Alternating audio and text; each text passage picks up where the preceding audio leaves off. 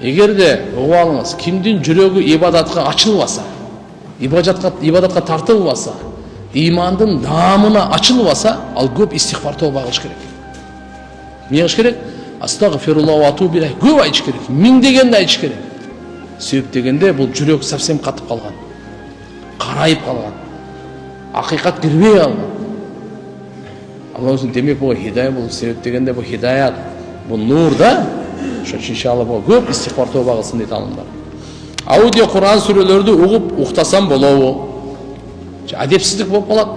Угуңуз, уйкусурап баратканда өчүрүп коюп уктай бериңиз.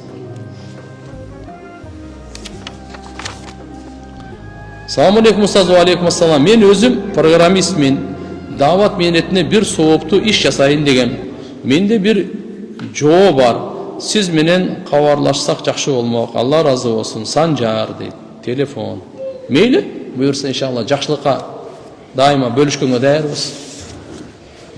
Telefonun keyin aytып коем. Men uktум эле бенде робиси менен эң жакын учуру бул саждада деп, саждада каалаганын сурасын де. Пайгамбар саллаллаху алейхи ва саллям айткан берекелүү хадистеринде келет. Адам баласы бенде Аллага ошол эң жакын учуру саждада болот экен да. Aqrabu ma yakunul abd min rabbih wa huwa sajid. Пайгамбарыбыз айткан ошол бенде эң жакын болгон учур саждада. Ошондуктан менде фааксир дуаны көп кылгыла деген да. Дуаны. Албетте фарыз намаз окуп атканда субхана роббиял а'ла ага токтош керек. Эгерде машаалла нафил сүннөт окуп атсаңыз, дуаларды кылсаңыз болот. Арабчасы менен гана Кур'ан хадисте айтылган. Кур'ан хадисте айтылган дуалар. Хадисте Пайгамбар саллаллаху алейхи ва саллям дуалар келет. Аллахумма гфирли дамми куллаху. Ya Allah, bardıq günülörümdü geçirgindir. Bardıq günülörümdü geçirgindir. Şundan. Dikkahu ve cüllehu ve avvelehu ve ahirahu ve sirrahu ve alaniyetehu.